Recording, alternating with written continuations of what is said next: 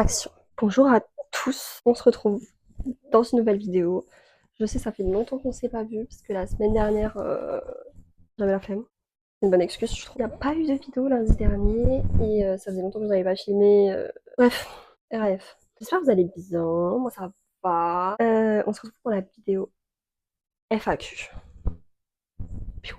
Je me suis dit un petit peu en mode pyjama party et tout, détente, chill. Voilà quoi. Je sais les questions qui ont été posées parce que j'en ai pas non plus un million et j'ai pas du tout réfléchi à quelle réponse je pouvais donner. Enfin, j'ai pas prévu en avance, quoi. Donc, c'est possible qu'il y ait des questions auxquelles je réponde pas, ou alors je le ferai en plusieurs parties. Et du coup, let's go, quoi.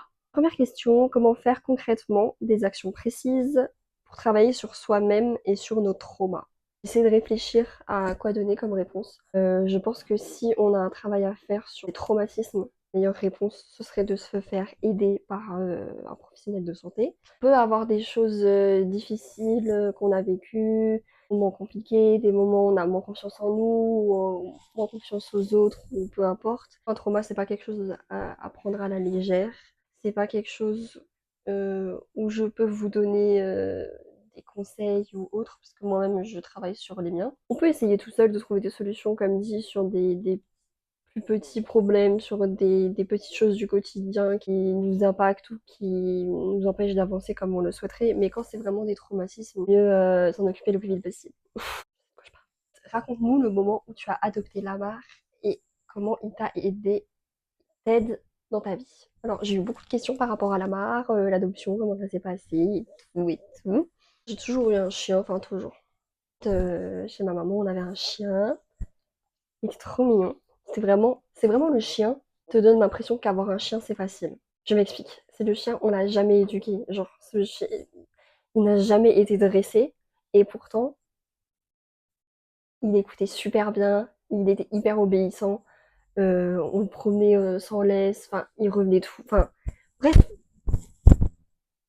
quel chien, quoi! Écoutez-moi bien. Si vous avez un chien comme ça dans votre entourage, c'est des menteurs. Un chien, c'est pas aussi facile que ça. C'est plus quand ça commençait à vraiment aller très mal. Et du coup, avec mon copain, on a décidé d'habiter ensemble, d'emménager ensemble et tout. Et moi, je voulais avoir un chien. Genre, c'était un peu, pas vraiment un caprice, parce que pour moi, un caprice, c'est quelque chose que tu n'assumes pas par la suite.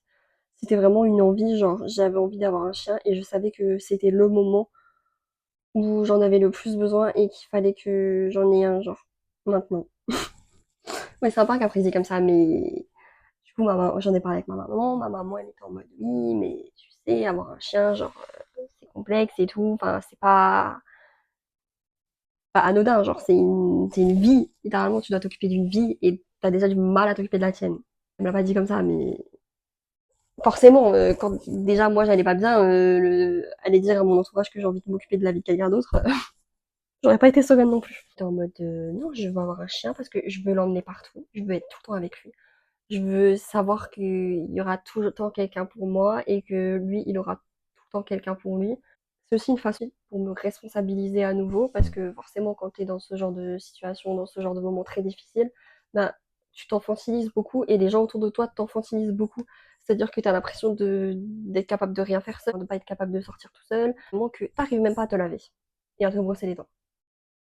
Donc, tu t'enfantilises, les gens autour de toi t'enfantilisent, tout ce que tu fais, ça t'enfantilise et souvent ça te tire plus vers le bas que c'est censé t'aider. Mais pas de ta faute ou c'est pas de la faute des gens qui t'entourent, c'est juste la situation qui fait que bah c'est souvent un cercle vicieux et ça tout le monde le sait, mais j'ai besoin d'avoir des responsabilités et j'ai besoin de sentir que je suis utile pour quelqu'un parce que là je suis utile pour personne ni pour moi-même.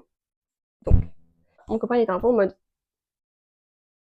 ok, du coup on a regardé pour les petits chiens et tout, forcément tu te renseignes pour les caractères et blablabla, blablabla. Je me souviens que le jour où on y est allé, il y avait ma maman et il y avait mon copain, on avait fait de la route et tout, et ma maman elle m'a dit Eva, je sais que quand tu vas choisir le chien, euh, tu vas à tout prix vouloir aller vers celui qui est là dans son coin, qui est un peu, tu vois, un peu bizarre et tout, mais elle est en mode évite. J'ai pas du tout écouté. En fait, il y en avait un, il était tout seul. Il était un peu plus petit que les autres, tu vois. Genre, ça se voyait, il avait un petit peu du mal. Les autres chiots, ils venaient vers nous et tout. Il y en a une, elle m'a pincé même. Ma mère, elle a trop kiffé. Mais son mais lui, il est tout seul. Ça se voit, il a du mal, genre. Ma mère est en mode. On a dit. On a dit, tu prends pas le petit peu dans son coin là. Mais lui, il voulait pas me donner l'heure. Il voulait pas me calculer, genre. En fait, il voulait aller que chez ma mère. Ça me foutait la haine. J'étais en mode, mais non, mais. Après, il m'a bien aimé quand même. Mais voilà. Et au début, les premiers jours, ils appellent ça un peu le baby blues, mais quand t'adoptes un animal. Genre, les 2 premiers jours, j'ai regretté à mort. J'étais en mode, putain, pourquoi j'ai fait ça et tout. Ça va pas du tout m'aider, mais ça va être encore pire, catastrophique, j'aurais jamais dû faire ça et tout. Ma maman, elle était en mode, écoute, genre, j'arrivais même plus à sortir de mon lit, à nouveau. Ma mère, elle était en mode, bah écoute, je vais le sortir alors, si toi tu veux pas, enfin, si tu veux pas sortir de ton lit, je vais le promener, parce que quand même, c'est un petit chiot, tu vois. Non, c'est mon fils. Tu vas pas sortir mon petit chien, c'est moi qui vais sortir mon petit chien, ok? Du coup, je suis sortie de mon lit. Je sais pas de quelle énergie et quelle force j'ai trouvé, mais j'étais en mode, non mais genre, il en est pas question. C'est mon petit chien, c'est à moi de m'en occuper. C'est vraiment un effort de fou, genre, les 3 premiers jours. Et après, ça allait mieux. Des moments où ça me fait encore ça, genre, le matin, je me réveille, parce que je dois me réveiller plus tôt, du coup, pour aller au travail, pour pouvoir le promener. Et il y a des matins, je suis en mode, eh putain, chier. Ah, je suis désolée, je dis des gros mots, mais je suis en mode, vraiment, ça me saoule. Et dès que je suis avec lui, je suis en mode, je vais t'étrangler là, je t'aime trop. Et après, quand je suis dehors, je suis trop contente. Genre là, c'est trop une bonne façon de commencer ma journée. Genre, je m'occupe de mon petit chien, je suis avec lui, on prend du temps ensemble, on va promener dans le soleil, il va rencontrer des potes à lui, il va aboyer sur des chiens, il va aboyer sur des gens, il va essayer de croquer des gens. En mode, what a life! J'adore ce moment. Du coup, ouais, genre, la marine a appris à me responsabiliser. Et moi, il m'aide tout le temps. Genre, quand je commence à faire vraiment une crise d'angoisse et tout, et que je suis avec lui, ça me calme instantanément. Parce que je le regarde et je suis en mode, la vie est si simple. Regarde-le. Le petit chien est trop mignon. Il est là, il est calme, il est en boule contre moi et tout. Genre, il me sent quand je suis pas très bien, du coup, il vient tout le temps vers moi. Je suis en mode, mon petit bébé. Ma petite crotte de nez, genre. Trop chou. J'ai beaucoup de questions sur la rencontre avec mon copain. C'est très simple, on s'est rencontrés sur Tinder. Et voilà. Quelle a été ta meilleure décision cette année? Reprendre ma thérapie. Rencontrer ma psy. En fait, je suivais une thérapie il y a quelques temps, enfin, quand j'habitais encore sur Colmar. Et j'avais un psy et tout, franchement, il était grave bien, mais il était un peu complotiste, genre, ça me faisait chier. Ça me saoulait au bout d'un moment, j'étais en mode, eh, c'est bon, pas en boucle, tais-toi. J'espère qu'il regardera jamais ces vidéos. Du coup, j'avais arrêté, après j'étais sur Strass et tout, j'étais allée voir une fois une psy, mais c'était pas passé, genre, vraiment, premier rendez-vous, genre, elle était super sympa et tout, mais quand je dis au premier rendez-vous, elle est en mode, ok, bah vous allez aller chez vous, vous allez faire des exercices, vous allez prendre une feuille, vous allez écrire et tout, nanana. J'ai ça à foutre. J'ai envie de crever là. C'est super comme exercice et tout. Je suis sûre qu'il y a des gens pour qui ça marche, mais moi ça marche pas. Moi ça marche quand ça va un petit peu mieux. Genre là par exemple, je sens que ça va un peu mieux, que j'avance dans ma thérapie et tout. Et du coup ma psy elle me donne des exercices, voilà, un peu d'écriture sur qu'est-ce que j'ai pu vivre, qu'est-ce que je vis, le bien, le mal que ça m'a pu me faire et tout. Mais quand t'es au fond du trou et que t'as besoin d'aide instantanément, c'est pas aller me faire écrire sur une feuille 3 mots maudits où je vais me sentir mieux. Enfin, moi personnellement, c'est pas comme ça que ça marche. Du coup, je suis en mode, bon, c'est sympa, mais c'est pas ce que je veux. J'arrivais pas à trouver quelqu'un qui me correspondait. J'ai besoin oui, de travailler sur ce qui a pu m'arriver, mais en attendant, là, maintenant, tout de suite, ça va pas. Qu'est-ce qu'on fait maintenant, là, tout de suite? C'est ça le plus important pour l'instant. Du coup, j'ai trouvé la psy que j'ai actuellement. Et elle m'a tout de suite expliqué que pour elle, la thérapie, ça se scindait en 2 parties distinctes. Et après, tu fais le pont entre les deux. Mais premièrement, on essaye de trouver une solution pour là, maintenant, tout de suite. Parce que là, maintenant, tout de suite, il y a des crises d'angoisse, des pensées sombres ou non, enfin, peu importe. Et du coup, qu'est-ce qu'on peut trouver comme solution là, maintenant, tout de suite pour apaiser tout ça et pour que ça aille mieux et qu'on arrive de nouveau à faire un pas devant l'autre. Du coup, elle axe la thérapie premièrement là-dessus. Et une fois que tu as trouvé les solutions là-dessus, que tu commences à avoir toi tes propres outils pour pouvoir avancer, pour pouvoir gérer et te calmer au fur et à mesure, alors on commence à parler de ce qui s'est passé avant. Moi, ça fait 8 mois que je suis en thérapie avec elle. Il y a pas longtemps, hein, on a commencé à parler de mes traumatismes. Parce que au début, j'étais en mode panique. J'étais en mode là, maintenant tout de suite, pour qu'on trouve une solution, parce que là, je vais péter un câble. Et j'ai pété un câble. Et c'est au moment d'ailleurs où j'ai pété un câble qu'elle était en mode, ma belle, Maintenant, on va trouver une solution pour eux. Maintenant, ok, mais va falloir qu'on s'attaque à ce qui s'est passé avant. Ils sont en mode, vous êtes sûr? Vous êtes sûr? Et c'est dur parce qu'il y a des choses dont tu vas parler avec ta psy, t'en as jamais parlé avec personne. Enfin, moi, par exemple, j'en ai déjà parlé avec mon copain et tout, mais tu dis, il y a des gens qui sont très proches de toi, qui sont même pas au courant des choses qui ont pu t'arriver. Enfin, bref. Et du coup, tu dis, genre, là, t'arrives pas à te confier à des gens que tu connais, mais elle, vas-y, je la connais pas, ni d'Adam, ni d'Eve, ni de Kevin, je vais lui raconter ma life, genre. Ouais. Et je pense que le plus dur d'ailleurs dans ma thérapie, ça a été de me rendre compte que moi, je suis le genre de personne à prendre un peu tout à la légère, tu vois. Genre, moi, je suis là, je rigole et tout. J'aime bien faire des vannes dessus, enfin, sur des trucs qui ont pu m'arriver. Et genre, moi, avec ma psy, je rigole de ouf. Genre, je fais tout le temps des blagues et tout. Genre, elle, ça la fait rire. Mais elle sait, tu vois. Elle, ça, elle a compris le personnage que j'étais. Et ouais, c'est quand tu dis quelque chose qui t'est arrivé, tu sais que toi, ça t'a fait de la peine, ça t'a fait du mal et que ça a un impact sur toi. Mais quand tu lui racontes et que tu vois que ta psy, elle est en mode, madame, c'est grave ce qui s'est passé. Genre, c'est pas drôle. Moi, je suis en mode, comment ça, c'est pas drôle? Je le sais que c'est grave, mais enfin bon, si on pouvait éviter de... C'est là où t'as besoin d'avoir quelqu'un qui sait ce qu'il fait et qui puisse justement, genre, t'aider avec ta personnalité à comprendre et à te rendre compte et à admettre un peu tout ce qui a pu se passer. Et tout ça pour dire que ça a été ma meilleure décision. Si vous passez par là, parce qu'elle regarde mes vidéos, il y a quoi, bien sûr. Elle m'encourage dans tout ce que je fais. J'ai encore des questions sur mon copain et j'ai la question qui revient. Sa présence t'apporte beaucoup par rapport à l'anxiété. Et je dis souvent, des fois avec lui on en parle et tout. Et je lui dis souvent, je pense que mon épisode, enfin, c'est même plus un épisode, frère, c'est 3 saisons, dépressif, l'anxiété et tout, genre, ça, j'en ai toujours eu. J'ai toujours eu des moments où c'était très compliqué et tout. D'ailleurs, avec mon médecin, on en parlait il y a pas si longtemps, où il est en mode, t'as toujours été comme ça, genre, il y a toujours eu des périodes où c'était plus compliqué que d'autres et tout, mais ça allait. Moi, je pense que j'aurais jamais vécu tout ça si j'avais pas été avec lui. Je m'explique. Non pas que je dis que c'est de sa faute et tout, genre pas du tout, parce que c'est vraiment la personne la plus mignonne que cette terre ait portée. Bon, c'est la personne la plus gentille du monde, la plus compréhensive, même s'il a des défauts aussi, hein. C'est pas vrai. Et dans le sens où, en fait, quand je l'ai rencontré, même encore maintenant, genre, en fait, je suis tellement bien avec lui. Genre, je me sens tellement bien et mon cœur, il est tellement apaisé. J'ai l'impression que mon cerveau est en mode, ma belle, c'est le moment.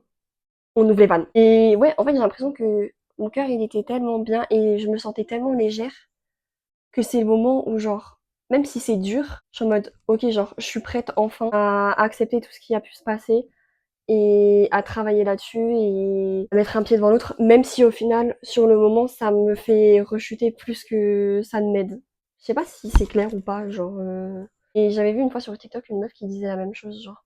Qui disait que, en fait, une fois qu'elle a rencontré son copain avec qui ça se passait super bien et tout, elle disait que, genre, elle avait enfin pu justement tout lâcher et au final, bon, bah, c'est compliqué parce que tu passes par des épisodes dépressifs, très anxieux et tout, et c'est normal parce que quand tu mets tout sous le tapis au bout d'un moment et qu'il y a tout qui sort, bon, c'est un peu l'image de la cocotte minute, ça explose, tu vois. Et ouais, je pense que ça m'aurait pas été arrivé si j'avais pas été avec lui, mais je pense que sur le long terme, j'aurais tué à petit feu, genre. Parce que j'en aurais jamais parlé, je me serais jamais fait suivre, il y a des choses, ouais, pour lesquelles, voilà quoi. Quand j'y pense, je me dis maintenant, quand je vais avoir des enfants, genre, je sais que je serai une bonne mère. Même j'aurai mes défauts et tout, il y a pas de souci. Mais je sais que je serai une bonne mère parce que je serai à l'écoute, je serai compréhensible. Et avec tout ce que j'ai vécu, ma vie, t'inquiète, vraiment ce c'est genre. Je sais que j'aurais travaillé sur mes traumas, sur mon angoisse, sur mon anxiété. Genre là, maintenant, je serais incapable d'avoir un enfant. Et je veux pas du tout parce que, ah bon, pour lui, dans le sens où, genre, là, je lui refilerais juste toute mon anxiété et tous mes traumas et tout ce qui a pu se passer. Mais je sais que je serais une bonne maman parce que, ben, justement, j'aurais travaillé là-dessus. J'aurais fait un travail complet de fond en comble. Je pourrais que être une meilleure personne chaque jour, en fait. Et chaque jour qui passe, même si c'est très dur, je suis que une meilleure personne à chaque fois. Je suis que plus compréhensive, plus à l'écoute, plus gentille, plus aimante, plus bienveillante. Même si ça me rajoute des défauts, hein, même si j'en ai pas beaucoup des défauts, mais voilà quoi. Je sais plus où j'en étais, mais j'espère que c'est compréhensible ce que je raconte. Genre, je dis pas que c'est de sa faute et que sa présence elle est mauvaise, bien au contraire. J'en tire que du positif, même si c'est des passages qui sont durs, mais il aurait été de toute façon en fait. Et je pense que de toute façon je serais passée par ce genre de choses. C'est plus simple maintenant parce que je suis jeune et voilà, genre, je pense que c'est... T'imagines, tu pètes un câble comme moi j'ai pété les plombs mais t'as des gosses et tout, genre. Mais pitié les pauvres. Tu fais comment? Après, je culpabilise pas du tout les parents ou autres à qui c'est arrivé, bien au contraire. Mais forcément, je préfère que ça m'arrive jeune plutôt que ça t'arrive quand t'as des enfants et tout, parce que forcément c'est dur pour tes enfants, mais c'est encore plus dur pour toi, parce que du coup tu culpabilises pour tes enfants et tu vas... Non, non, non, no thanks. Où en es-tu niveau taf? Tu t'épanouis dans ce que tu fais? Eh, me chauffez même pas là-dessus, d'accord? Oui et non. Comme dit, je faisais un 35 heures avant pour une boutique de luxe. Et maintenant, je suis en 24 heures pour toujours du haut de gamme. C'est pas du luxe, mais c'est du haut de gamme. C'est pas dans les fringues, mais ça me plaît et tout. Mais c'est sûr que le fait d'avoir... au début, c'était compliqué parce que j'avais l'impression d'avoir perdu quelque chose. Alors que, ma belle, t'as rien perdu parce que le taf que t'avais avant, mais ouais, t'as quand même ce sentiment d'avoir perdu quelque chose parce que j'ai toujours pris très à cœur le fait d'être fière de dire là où je travaille. Non pas que je sois pas fière de là où je travaille maintenant, je suis contente et tout, j'aime bien. Mais c'est juste que forcément, moi j'ai commencé le taf, je travaillais au Buffalo Grill. C'est bon pour vous. J'étais habillée en cow-boy, j'étais poissonnière. Enfin bref, et je vous en passe. Donc, moi quand les gens me disaient ouais, tu travailles où? J'étais en mode, ça dépend. Alors que là, là où j'étais avant, genre moi j'étais trop contente de dire où je travaillais, j'étais en mode ouais, moi je tape là. Les gens sont en mode ah, trop bien et tout. Des fois, je sacralise trop des trucs qui sont banals et c'est nul, genre. Qu'est-ce qu'on s'en fout, genre. Là, je suis tout aussi contente, tu vois, de travailler là où je travaille et j'ai absolument pas honte de dire où je taffe et tout. J'aime trop, c'est trop bien et tout. C'est un travail qui m'a beaucoup aidé aussi parce que c'était un moment où c'était très compliqué, ça m'a aidé à prendre confiance en moi. J'ai eu des collègues, vraiment, mes vies, genre. Mes vies. Pas toutes.